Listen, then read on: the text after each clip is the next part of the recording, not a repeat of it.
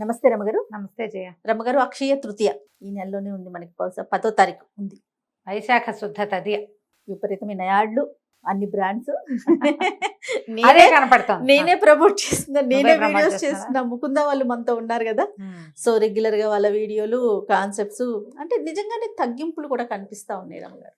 దాంతో అసలు అక్షయ తృతీయ అనగానే ఏమైపోతుంది, ఇప్పుడు అక్షయ తృతీయ అనగానే ఎంతసేపు గోల్డ్ గురించే మాట్లాడుతున్నా కదా. అవును, ఇదే కాన్సెప్ట్ వచ్చేసిందండి. అక్షయ తృతీయ అంటే బంగారం కొనుక్కోవటం అంతే. బిజినెస్ వాళ్ళు, బంగారపు షాపుల వాళ్ళు సౌత్ ఇండియాలో విపరీతంగా ప్రమోట్ చేశారు జయ. వాళ్ళే తీసుకొచ్చారు దీన్ని రంగం మీదకి. కుబేర లక్ష్మి అంటారు, వైభవ లక్ష్మి అంటారు, ఇంకేదో లక్ష్మి అంటారు. లక్ష్మీదేవి మీ ఇంట్లోకి రావాలంటే ఇవాళ మీరు బంగారం కొనకపోతే మీ ఇంట్లోకి రానే రాదంటాడు. ఇప్పటిదాకా నేను ఒక్క అక్షయ తృతీయ కూడా కొనలేదు జయ. కొనుక్కోలేదు, మా ఇంట్లో లేదు, మేము ఎవరం చేయం. ఓకే, కుదిరినప్పుడు కొనుక్కుంటాం. అది కుదిరితే కొనుక్కోవటం. చైత్ర వైశాఖ మాసాలు వసంత ఋతువు. ఈ వసంత ఋతువులో వచ్చే రెండో మాసం వైశాఖ మాసం. ఈ వైశాఖంలో వచ్చే తృతీయ రోజున ఇక్కడ ఈ ఒక రోజుకి ఎన్ని అద్భుతమైన విషయాలు చెప్తారో. నరసింహస్వామి ఆవిర్భవించిన రోజు అంటారు, ప్రహ్లాదుడికి కనపడిన రోజు. ఒక పాయింట్ ఒక చోట చెప్తారు. హయగ్రీవ అవతారం వచ్చింది ఈ రోజేనంటారు ఇంకొక చోట. లక్ష్మీదేవి కనపడింది ఈ రోజే అంటారు ఇంకొక చోట. రాముల వారి పట్టాభిషేకం అంటారు. అన్ని నెలల్లోనూ రాముల వారి పట్టాభిషేకం కనపడుతుంది. ఒక్కో పురాణంలో ఒక్కొక్క రకమైన గాథలు కనిపిస్తాయి. మనకి పండుగలు, పర్వదినాలు అని 2 పాయింట్లు ఉంటాయి జయ కదా. మిగిలిన ఏ దేశాల వాళ్ళకి ఇలా ఉండవు. సెలబ్రేషన్ డేసే ఉంటాయి. మనకి 2 వేరు. సెలబ్రేటింగ్ డేస్ వేరు, ఆస్పీషియస్ డేస్ వేరు. ఆస్పీషియస్ సెలబ్రేషన్ డేస్ ఏమో పండగలు, మనం పండగ చేసుకుంటాం ఎవరి తరహాలో వాడు. ఆస్పీషియస్ డేస్ అంటే పర్వదినాలు, పవిత్రమైన రోజులు. వాళ్ళకి ఒట్టి పవిత్ర దినాలే ఉంటాయి అన్ని, అప్పుడే సెలబ్రేషన్స్. మనకు అది వేరు, ఇది వేరు. పైగా ఒక్కొక్క రాష్ట్రంలో, ఒక్కొక్క ప్రాంతంలో, మన తెలుగు రాష్ట్రాల్లోనే ప్రాంతాల వారీగా ఈ పూజా విధానాలు కొంచెం మారుతాయి. ఈ అక్షయ తృతీయ నాడు ఏంటంటే ఈ రోజున ఏది చేసినా అది అక్షయం అవుతుంది. అక్షయం కావటం అంటే ఏంటంటే అబండెన్స్ ఉంటుంది, చాలా సమృద్ధి, వృద్ధి చెందుతుంది. 1 గ్రామ్ బంగారం ఇప్పుడు కొనుక్కుంటే ఏడాదంతా మనకు బంగారం కొనుక్కునే అవకాశం లభిస్తుంది. ఈ అక్షయం అవుతుందన్న ఒక పాయింట్ పట్టుకొని మనకి బంగారానికి ప్రమోషన్ జరిగింది. ఇది మంచిదే. బంగారం కొనుక్కుంటాం, ఈ రూపాయన అయినా మనకు బంగారం అవసరం కదా. పెట్టుబడులకు అవసరము, ఆడపిల్లలకి ఇచ్చుకోవడానికి అవసరము, మనకే ఏదైనా ఏమన్నా దాన్ని డబ్బు ఆపదకి ఆదుకునేది బంగారం. పోనీ ఇది మంచిదే, కానీ అదే పిచ్చిగా పడక్కర్లేదమ్మా, పడక్కర్లేదు. ఈ రోజున మనం ఏం చేయొచ్చు, ఇప్పుడు చేసినటువంటి దైవ పూజ, ఈ రోజున చేసేటువంటి పితృ ఆరాధన అంటే పితృదేవతల ఆరాధన, తర్వాత ఈ రోజున చేసినటువంటి దానము, హోమము, జపము, తపము అన్నీ అక్షయం అవుతాయి. దీంతో పాటు కొనుక్కుని ఏదైనా వస్తువు తెచ్చుకోవటం కూడా. ఏదైనా మంచి వస్తువు మీరు కొనుక్కోదలుచుకుంది, నెయిల్ పాలిష్లు కావాలా, నెయిల్ పాలిష్ కొనుక్కో, పెరుగుతాయి. నగ కావాలి, నగలు కొనుక్కో, నగలు పెరుగుతాయి. మనం ఏం చేసాము, ఈ దానము, జపము, హోమము, పూజా విధానం అన్ని వదిలిపెట్టేసి ఓన్లీ గోల్డ్ మీదకి వెళ్ళాం. అవును కాదు, ఇది ఈ రోజున మనం పూజ బాగా చేసుకోవాలి, శుభంగా జరుగుతుంది. సంవత్సరం అంతా పూజ జరుగుతుంది మన ఇంట్లో. మనకి దేవాలయ దర్శనం, ఎక్కడికైనా వెళ్ళిచ్చామనుకో గుళ్ళకి, సంవత్సరం అంతా దేవాలయ దర్శనాలు లభిస్తాయి. ఏదైనా మంచి పని, స్నేహితులతో కలిసి ఉన్నాం, చక్కగా అందరితో సంవత్సరం అంతా సోషల్గా మన మూమెంట్ బాగుంటుంది. పూజ జపం చేసుకోవటం, తపం చేసుకోవటం, తర్వాత మోయనివ్వటం ఎవరైనా పెద్దవాళ్ళకి, బ్రాహ్మణులకి ఏమంటారు, మన దేవాలయాల్లో ఉండే అర్చకులు, పురోహితులు ఎవరికైనా మన నాన్న పేరు, తాత పేరు, అమ్మమ్మ పేరు చెప్పి వాళ్ళకి పొత్తర్లు ఇవ్వటం, అవి కూడా చాలా మంచిది. ఏదైనా కొనుక్కుని తెచ్చుకోవచ్చు. ఈ రోజున ఇచ్చినటువంటి పువ్వుల దానం కానీ, పళ్ళు దానం చేసుకోవచ్చు.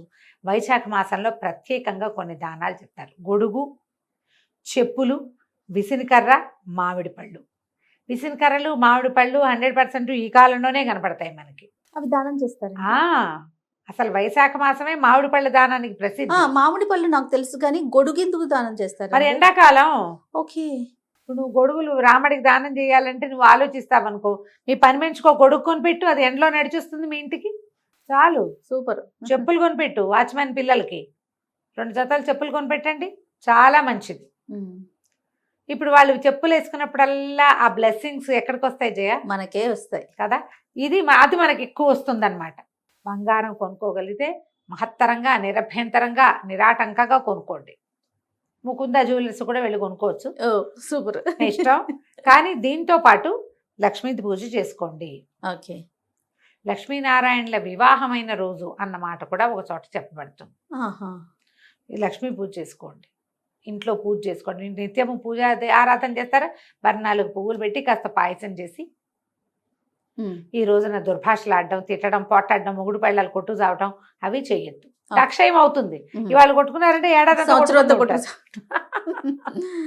అలాంటివి చేయొద్దు.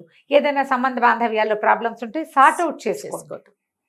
చక్కగా దానం చేయండి. నేను చెప్పిన ఈ 4 వస్తువులే కాకుండా పళ్ళు ఏవైనా మనస్థానంలో అవి కొంటాం, అవి ఇవ్వచ్చు. మామిడి పళ్ళు అవకాశం ఉంటే వైశాఖ మాసం అంతా మామిడి పళ్ళు ఇస్తే మంచిది. ఓకే. ఈ గొడుగు, చెప్పులు, విసినకర్రలు, పువ్వులు, పళ్ళు, కూరలు, కూరగాయలు కూడా చేయటం అంతేనండి. ఇలా అక్షయ తృతీయని ముందుకు తీసుకెళ్ళి అక్షయ తృతీయ నాడు లక్ష్మీ పూజ ప్రత్యేకంగా అదేమిటో చేయాలి, మేము ఇలాగే చేస్తాం, ఏటా చేస్తాం లాంటి పిచ్చి మాటలు నమ్మకండి. మీ ఇంట్లో ఏం పూజ చేసుకుంటారో అది చేసుకోండి. అవన్నీ అక్కర్లా. వేరే వాళ్ళ పూజా విధానాన్ని మీకు చూడక్కర్లేదు, మీకు వాళ్ళు చూపించాల్సిన అవసరం కూడా లేదు. మన ఇంట్లోనే లక్ష్మీ పూజ, లక్ష్మీ అష్టోత్తరం చదువుకోవటం. అమ్మవారికి శనగపప్పు వేసింది ప్రీతి అని చెప్తారు, ఆమెకి శనగ ప్రీతి. పాయసంలో కొంచెం శనగపప్పు వేసి నివేదన చేసుకోండి. లేకపోతే ఏ బూర్లో వండండి, మీకు చేత వస్తే బూర్లో బొబ్బట్లో వండుకోండి, మైసూర్ పాక్ లాంటిది చేసుకోండి, చక్కగా నివేదన చేయండి.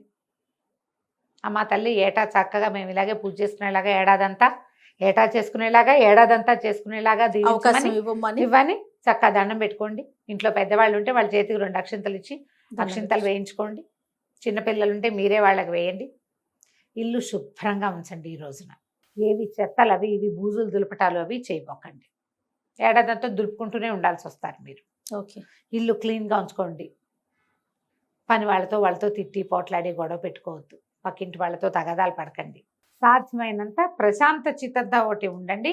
అది అక్షయంగా మీకు మళ్ళీ లభిస్తుంది. ఇదే అక్షయ తృతీయ. ఇంతకంటే పెద్దగా ఏమీ చేయక్కర్లేదమ్మా. కొనుక్కోగలిగితే కొనుక్కోండి. నిన్న ఎవరో గురుగారు చెప్తున్నారు, ఒకవేళ మీరు బంగారం కొనలేకపోతే లవణం కొనుక్కోమంటున్నారు. ఉప్పు కొనుక్కోవచ్చట ఈ రోజున. ఉప్పు కూడా బంగారంతో సమానము అని నేను ఎప్పుడు వినలా, ఆయన ఎవరో చెప్పారు. నేను ఓకే, మంచి మాటే. అంతేగా. ఏం కొనలేకపోయామని దిగులు పడకుండా ఏదో ఒకటి కొనుక్కొచ్చుకోండి హాయిగా. మీరు సరే బంగారం అంటే మీ ఇష్టం, ఇంకేం కొంటారు? ఏం కొన్న చేయాలి, వంటింట్లోకి ఏం కొనుక్కోరా? అలా అక్షయ తృతీయ వ్యవహారంగా నేను ఎప్పుడు చేయలేదు. చేయాలి ఒకవేళ కొందలుచుకుంటే అలా ఏదైనా అనిపించింది అనుకో, ఏదో ఒకటి యుటెన్సిల్ ఉంటాయి కదా ఇంట్లో సామాన్లు అవసరమైనవి, అవి కొనిస్తారా? పూజ చేసుకుంటాం. పర్వదినం అంటే పూజ పెంచుతాను చేయాలి, నా స్టైల్ అది. ఏదైనా సరే పూజా విధానాన్ని కొంచెం ఆ ఏ దైవానికి సంబంధించిందిగా చెప్పబడుతుందో వాళ్ళు ఇంకో 2-3 స్తోత్రాలు అదనంగా చదువుకుంటారు. ఈ రోజువారీ నివేదన కాకుండా ఇంకేమైనా కొంచెం తయారు చేస్తా. నేను పోటాట్లు గిటాట్లు వాటి జోలికి నేను వెళ్ళను. అదే కదా, అది జరగవు సాధారణంగా. ఎవరి గొడవల్లోకి నేను వెళ్ళను. అవును, ఓ దండం పెట్టుకుంటాను. ఎక్కువ కృష్ణారామ అనుకుంటా నేను. రైట్ రవి గారు, నమస్తే. నమస్తే. సుమన్ టీవీలో మీ పర్సనల్ అండ్ బిజినెస్ ప్రమోషన్స్ కోసం కింది నెంబర్కి కాంటాక్ట్ చేయండి.